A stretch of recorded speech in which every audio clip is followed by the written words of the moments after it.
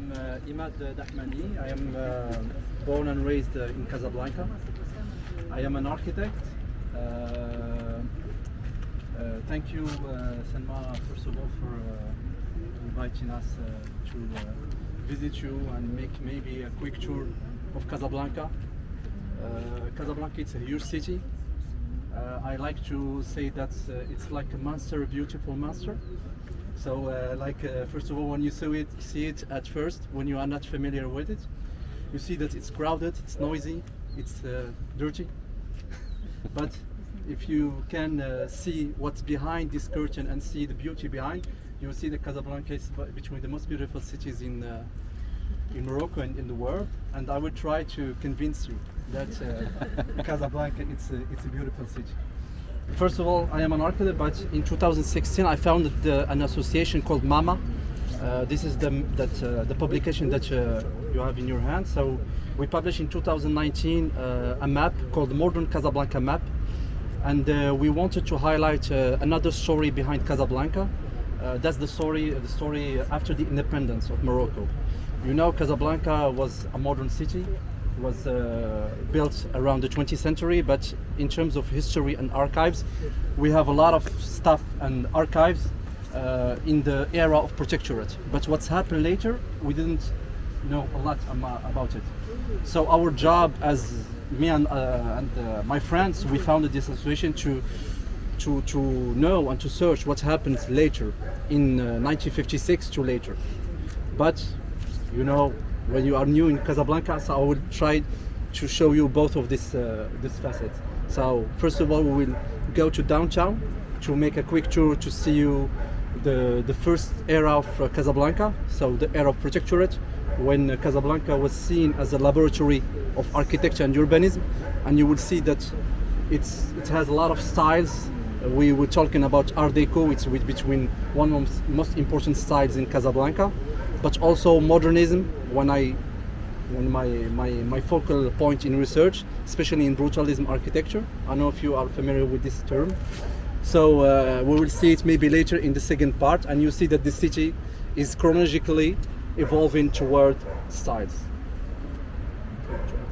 Let's go directly to the downtown. It's like 10 minutes by foot, and after we can talk.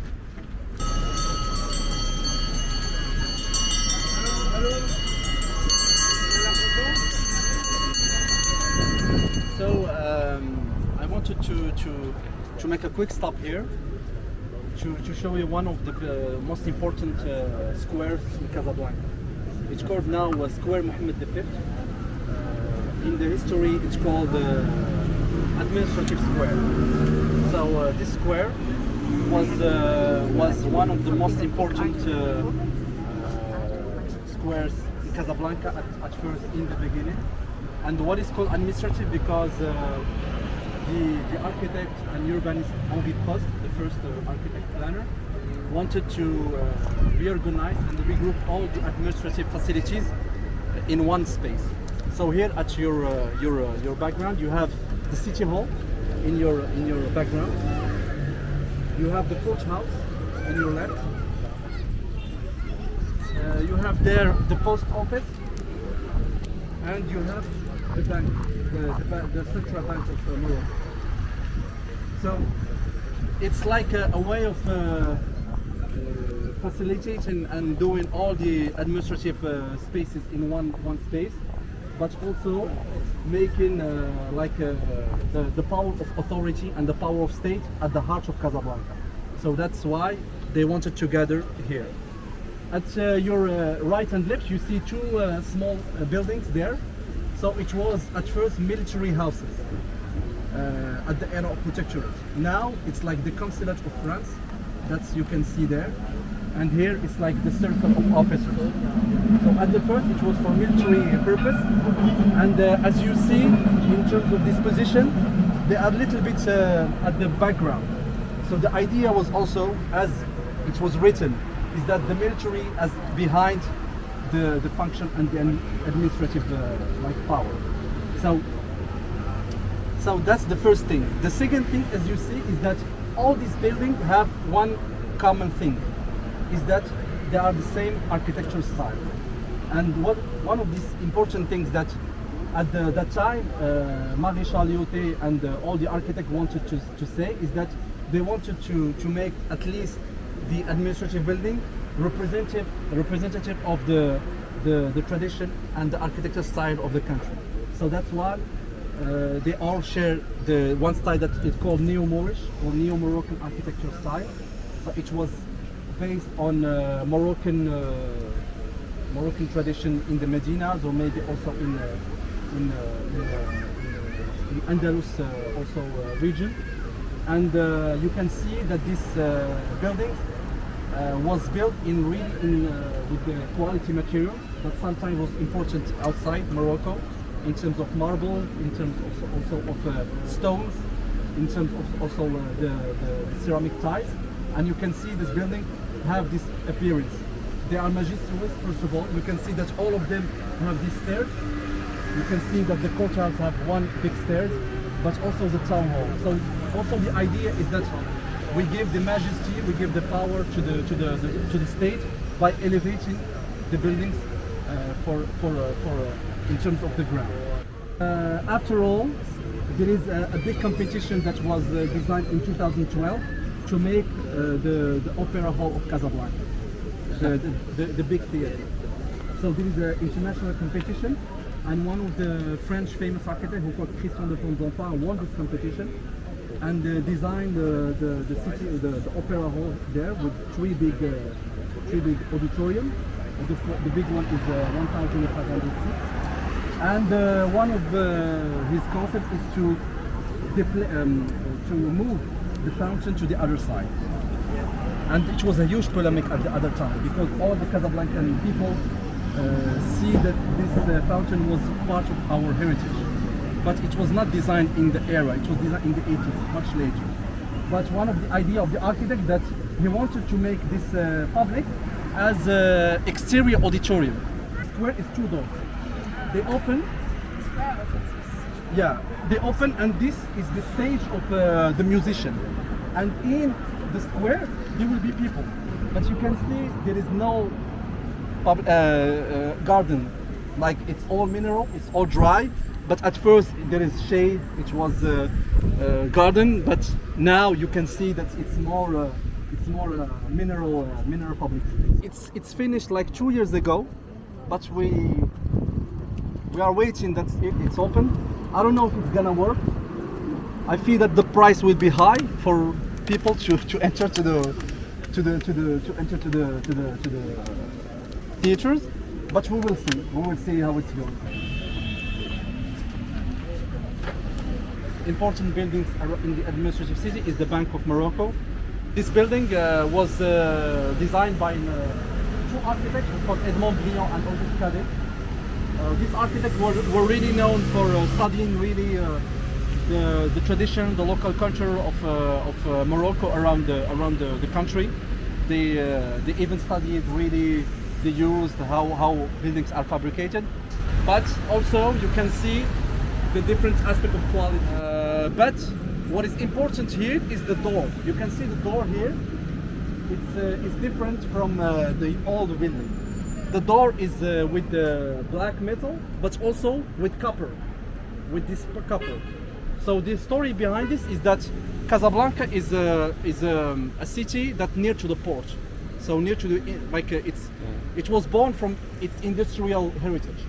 So this architect was really thinking about using the materials that was really fabricated from industry, like copper, like steel, like different materials that's from the industry.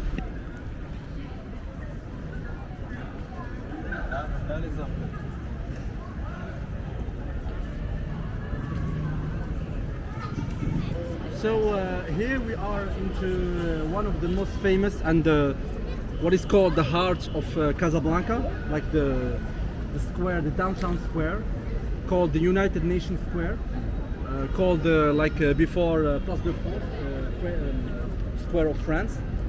And this square was really the beginning of Casablanca.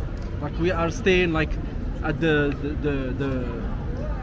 founding of the modern Casablanca.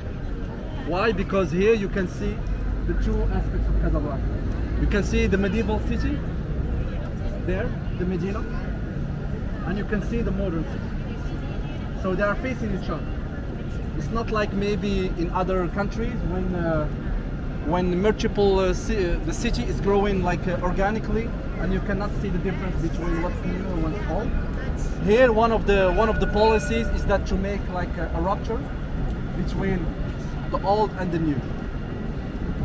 There is this romantic idea about, oh, okay, it's one of the heritage, so we will keep it intact and make our modern city there.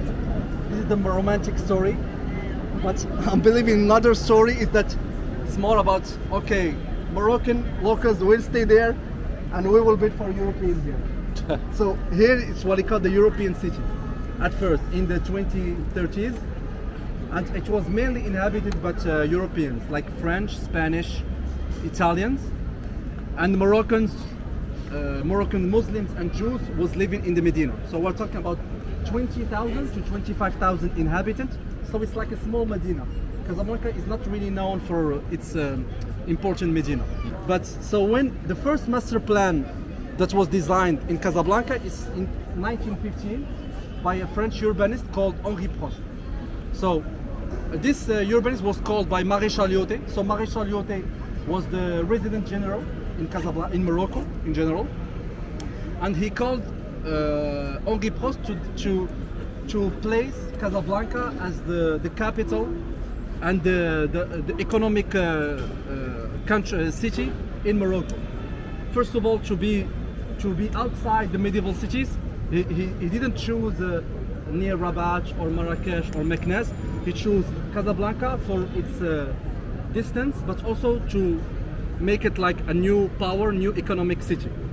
So one of the first aspects that Henri Prost said and make is to divide the medieval city, the Medina, in the modern city with this square. At first, this square, it was like a huge space for cars, having this idea of the city of cars, but now it was like reorganized as a public space. You can see with the new coming of the tramway. So the tramway is that he was created in 2012 to solve the problem of also of circulation, because at some point with the crowdedness of all of the cars here in downtown, it was like a mess. So keeping the cars out of the downtown and make it more accessible for pedestrians, give the life back in the city, but also to see the architecture of urbanism in Casablanca. So in terms of architecture styles, you can see that the building here was designed in different aspects. We talk about Art Deco, we are talking also about modernism, functionalism. Also we are talking about what is called style paquebot. So style paquebot is like the architecture that was inspired by boats. You know, Le Corbusier, when he was inspired by cars and boats and everything. So we will see one of this building. But you have also some Neo-Moroccan architecture. You can see here we have a road here, one of the famous boulevard, it called Boulevard Mohammed V. And this boulevard, it was designed as the idea of Osmanian style. You know, Paris, when at that time was really demolished to make a link between monuments or between sometimes two aspects. So here it was the idea of linking two most important landmarks: the Medina, the downtown, to the train station Casa Voyageur. Why? Because it was like a link directly for trading and also for commerce in terms of the port, and also for making the train station for going across Morocco. So it was also the idea of making like a long boulevard to making like across the two landmarks. But in this boulevard you will see that we will have different architecture style. I like this boulevard because like when you go further you see the chronological architecture style evolving. Here you can see Art Deco, but in terms of your evolving you can see functionalism, modernism, brutalism, and sometimes postmodernism. So I like this boulevard because it represents really the aspect of Casablanca as a laboratory. Here what is important that Prost did is that you can see that all the buildings share similar things. I don't know if you can say what different aspects that they are sharing. What's the common thing? So the color, so every building is white, the height, so everyone like nearly the same height, like between 3 to 4 floors. So at that time, this boulevard was called also Galerie Champs-Élysées at that point, or Galerie Lafayette. Galerie Lafayette was there, here, but also it was boulevard for showing off. I have some pictures at that time where people are dressing well, like for going on Saturdays and Sundays for restaurant. It was really here for showing off. It's not just for walking. So it was like a boulevard, like fancy boulevard. But you can see that in different aspects, they have also different architecture style. And what is the original aspect about this is that Henri Prost make the regulation about the height, the width, and also the galleries. But every architect was free to design as his own imagination. We will see that there is some buildings that we'll see that it cannot be in Casablanca. You can imagine in Europe or maybe in Belgium, or they are not sharing anything about Morocco.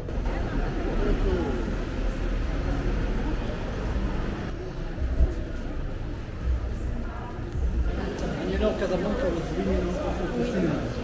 As I will give you a number, just in downtown we have 300 cinemas. At that time, now like the majority of them are closed.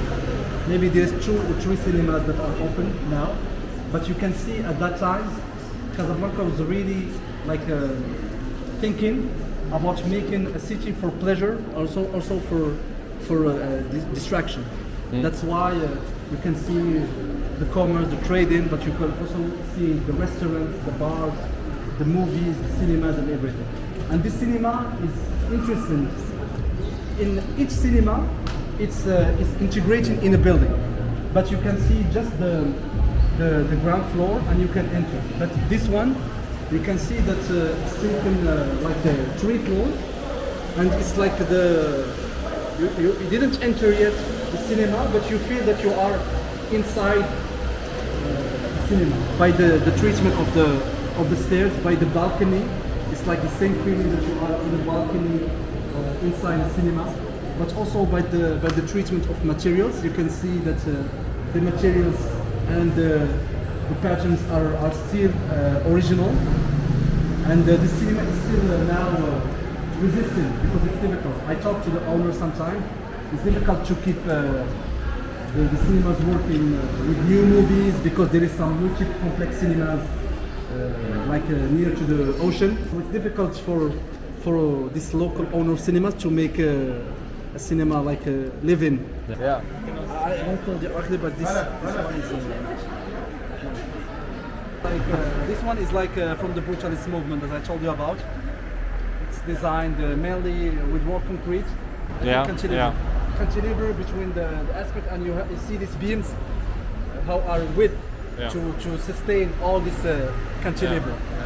And at that time, it was also the idea of playing with the facades, but also playing with gardens. You can see these little blocks. It's like small gardens inside the building. So it was at that time it was a trend to make like these suspended gardens. Sometimes with the leash, you can see it, but here it's just with the spray painting. You can see the raw concrete. What is important here? You can see the raw concrete is a little bit like fragmented. It was intentional because when you make concrete with foam, you make clean lines. But after, the architect wanted to destroy these lines to make it more textured and more rough. It was also the idea of giving more texture and more roughness to the buildings by destroying the angles of a building. It was sometimes a trend. You can see it everywhere. We will see it also in... But the trend in Morocco? No, in brutalists in general. We are into one of the, architecturally, one of the most interesting markets in Casablanca. So in terms of urbanity, but also in terms of structure, because as you see, this market is designed around like one single aspect. Is this what is called the mushroom cone? So poteau champignon is like this idea of having like big roof under one column. In terms of it was designed by Zevaco. Now you know Zevaco. I cannot told you about in the 70s, in 1975, because it was the policy also in Casablanca and around Morocco to create proximity equipment for the neighborhood. So this market is just for this area, and there are a lot of markets that was designed in the same typology. So what is interesting about this market, first of all, is the columns, but also is the kiosk. You can see the kiosk. I will show you a plan, just maybe to. So this is the roof plan, and you can see the different mushroom columns, and this one is the biggest one, 11 by 11, and this is the kiosk plans.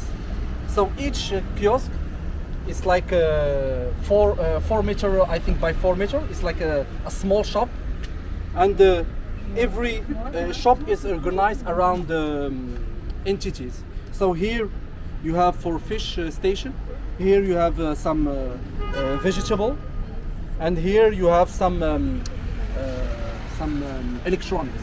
So, but they share the same typology. It's like this one small kiosk, and you can see the columns that are playing behind the columns.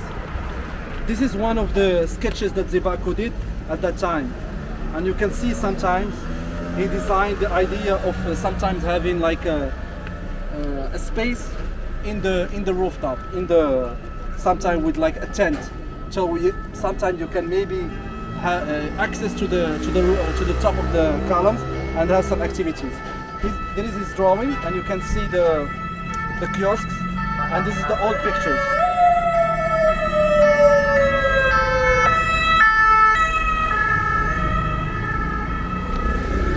And you can see now the difference. There is not difference as much, but you can see a little bit the degradation and transformation that has happened before in terms of adding new colors and sometimes also adding different materials.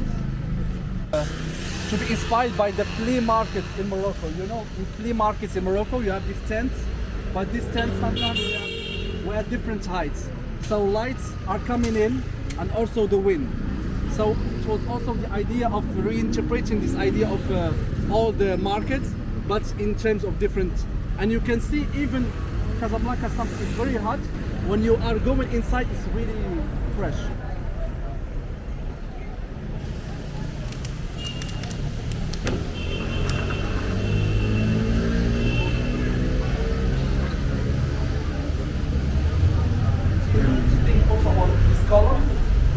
There are not really columns with like massive columns. There is a void inside the columns, so the rain can collect inside the columns and be recuperated into underground to be accessible for use. So it was really at that time really interesting to have this system of void columns, so you can have the water accessible.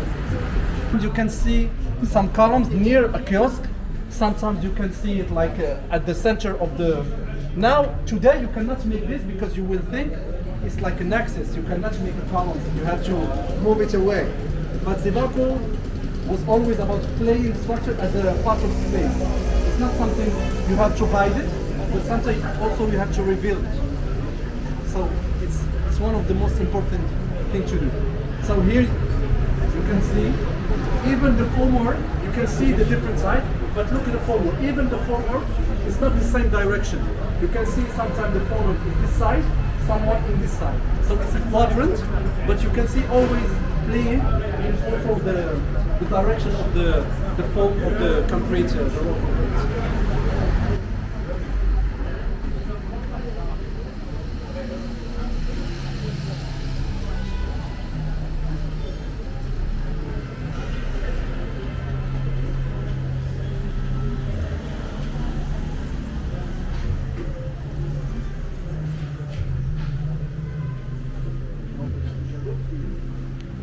So this is the fountain that I told you about. There is two fountains here and the other side.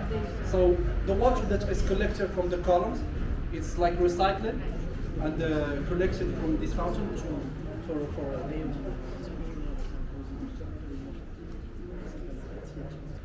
I know it's Saturday, there is no one. It's the end of the day. Huh? Heureusement, parce que